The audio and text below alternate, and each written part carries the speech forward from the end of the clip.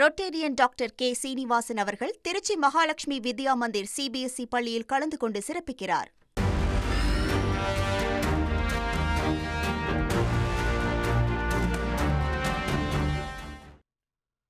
பாலஸ்தீனத்தின் காசா பகுதியில் இஸ்ரேல் மற்றும் பாலஸ்தீன அமைப்பான ஹமாஸ் இடையே கடந்த 2023ஆம் ஆண்டு இதே அக்டோபர் மாதம் 7ஆம் தேதி போர் தொடங்கியது. இஸ்ரேலின் தாக்குதலால் காசா நகர் முழுவதும் நிலை குலைந்துள்ளது. இதுவரை 67,000 அப்பாவி மக்கள் கொல்லப்பட்டுள்ளனர். இதில் பெரும்பாலும் குழந்தைகளும் பெண்களும் உயிரிழந்தனர். இந்த சூழலில் உலகமே உற்றுநோக்கிய அமைதி ஒப்பந்தம் இன்று கையெழுத்தாக இருக்கிறது. போர் தொடங்கியது முதல் தற்பொழுது வரையிலான நிகழ்வுகளை விவரிக்கிறார் எமது சிறப்பு செய்தியாளர் Kharge. Over to you Kharge. Gaza போர் ஒரு வழியாக முடிவுக்கு வந்திருக்கிறது. இந்த போருடைய பின்னாடி திரும்பி பார்த்தோம் அப்படின்னா காசா நகரம் தரைமட்டம் ஆகியிருக்கிறது.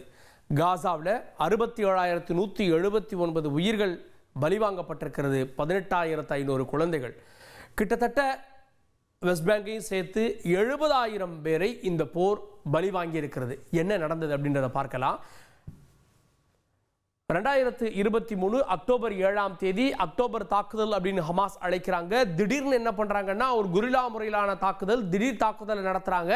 இஸ்ரேலினுடைய அயன் டோமையும் தாண்டி அவங்க நேரடியாக தாக்குதல்கள், அதாவது ஏவுகணை வீச்சு உள்ளிட்டவற்றையெல்லாம் நடத்துகிறாங்க. அப்புறம் பேராகிளைடர் மூலமாக எல்லைக்குள்ளே போகிறாங்க. தரையில் 5 இடங்களை உடைச்சிட்டு எல்லைகளை உடைச்சிட்டு உள்ளே போகிறாங்க. கிட்டத்தட்ட 1127 பேரை கொன்று அப்போதைக்கு 100க்கும் மேற்பட்டோரை பிடித்து பழைய கைதிகளாக பிடித்து சென்றார்கள். அதன் பிறகுதான் இந்த போர் தொடங்கியது. சரி, அதுக்கப்புறமா இஸ்ரேல் பதிலடி கொடுக்கணும்னு முடிவெடுக்கிறாங்க. 1,00,000 வீரர்களை, தங்களுடைய வீரர்களை தயார்படுத்துகிறாங்க. முதல் தாக்குதலை 20 நாட்களுக்கு பிறகு அக்டோபர் 27, 2023 தாக்குதலை தொடங்குறாங்க. முதல்ல நேரடியாக ஹெலிகாப்டர் மூலமான தாக்குதல், வான்வெளி தாக்குதல் தொடங்கி அப்புறம் தரை வழியாக தாக்குதல், இடத்தை பிடிப்பது அப்படின்னு இந்த தாக்குதல் அடுத்தடுத்த கட்டங்களை நோக்கி நகர்கிறது. இதற்கு மத்தியிலேயே நவம்பர் மாதமே, அதாவது அடுத்த மாதமே பார்த்தீங்கன்னா ஒரு தற்காலிக போர் நிறுத்தத்திற்கு ஏற்பாடாகிறது. அப்போவே முடிச்சிருந்தா இந்த போர் 1000 உயிர்களோட முடிஞ்சிருக்கும். ஆனால் அப்போது மீண்டும் இந்த போரை, ஏன்னா அப்போது ஹமாஸ் கொஞ்சம் வலிமையாக இருந்தது. ஹமாஸ் என்ன சொல்றாங்க, இஸ்ரேல் போர் நிறுத்தத்தை மீறிடுச்சுன்னு சொல்றாங்க. இஸ்ரேல் ஹமாஸை சொல்றாங்க.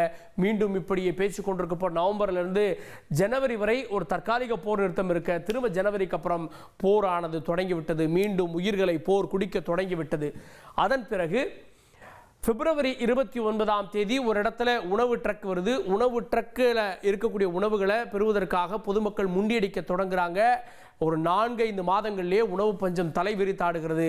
அங்கே ஏவுகணை வீச்சின் மூலமாக பலர் கொல்லப்படுறாங்க. இது மாதிரி உணவுகளை பெற சென்று உயிரிழந்தவங்க மட்டுமே கிட்டத்தட்ட 4-5 பேர் இருப்பாங்க அப்படின்றாங்க. இன்னும் சிலர் உணவுகளை பெற பொதுமக்களை வரவழைப்பது ஒரு ட்ராப் மாதிரி, அவங்களை கொல்வதற்கான ஆயுதம் அப்படின்லாம் குற்றச்சாட்டுகளை முன்வைத்தார்கள். மே மாதம் 31, 2024 முந்தைய ஜோ பைடன் அரசு அமெரிக்கா தலையிட்டு ஒரு போர் நிறுத்தத்திற்கான முயற்சியை மேற்கொண்டு இந்த போர் நிறுத்தம் எப்படி வரணும் அப்படின்ற கட்டமைப்புகளை உருவாக்குறாங்க. அதன் பிறகு ஆட்சி மாற்றம் ஏற்பட்டது. இதன் அருகே ஒரு தற்காலிக போர் நிறுத்தத்திற்கு ஏற்பாடு செய்யப்பட்டது. அதுவும் மீண்டும் உடைந்து விட்டது. இதற்கு மத்தியில் அக்டோபர் 2024 அக்டோபர் 16ஆம் தேதி யாஹா சின்வர், ஹமாஸினுடைய தளபதியாக, ஹமாஸினுடைய தலைவராக இருந்தவர், அந்த அக்டோபர் தாக்குதலுக்கு திட்டமிட்டவர், இவர் கொல்லப்படுகிறார். இவர் ஒரு வீட்டில் ஓடி பதுங்கியிருப்பது போன்ற வீடியோ காட்சிகள் வருகிறது. ட்ரோன் மூலமாக போகிறாங்க. அந்த ட்ரோன் மேலே அவர் குச்சியை தூக்கி அடிக்கிறாரு. அதன் பிறகு அவருடைய உடல் காட்டப்படுகிறது. ஸோ அது யாஹா சின்வர் அப்படின்னு தெரியாமல் கொல்லப்பட்டு அதன் பிறகுதான் அவர் அப்படின்னு கணிக்கப்பட்டதாக இஸ்ரேல் தரப்பில் சொல்லப்படுகிறது. அடுத்தது 2025 ஜனவரி 19 முதல் மார்ச் 17 வரை ஒரு இடைக்கால போர் நிறுத்தத்திற்கு ஏற்பாடாகிறது. இந்த இடைக்கால போர் நிறுத்தத்தில் மக்கள் தங்களுடைய வீடுகளுக்கு போனாங்க. எல்லா இடங்களும் கட்டிட குவியலாக இருந்தது. அப்போவே போர் முடிஞ்சிடும் அப்படின்னு எதிர்பார்க்கப்பட்ட சூழல்ல மீண்டும் என்ன சொன்னாங்க அப்படின்னா, நாங்கள் தரை வழியாக இடங்களை பிடிக்க போகிறோம், பாலஸ்தீனத்திலிருந்து வெளியேறுங்கள் மக்களே அப்படின்னு இஸ்ரேல் சொல்லவும் மக்களுக்கு இன்னும் பதற்றம் தொற்றிக் கொண்டது. காரணம் என்னன்னா, அங்கே இருப்பிடங்களே இல்லாமல் பொதுவெளியில் சிறைச்சாலைகளாக மாறிவிட்டது.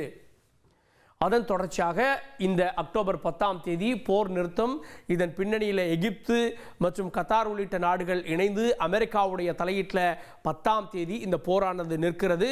அதாவது 2 ஆண்டுகள், அதோடு சேர்ந்து 3 நாட்கள் கூடுதலாக எடுத்துக்கொண்டு இந்த போர் நின்றிருக்கிறது.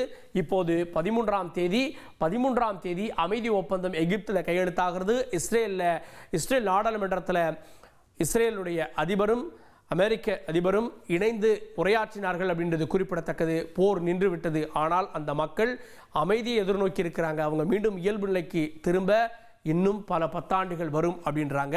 பொறுத்திருந்து பார்க்கலாம்.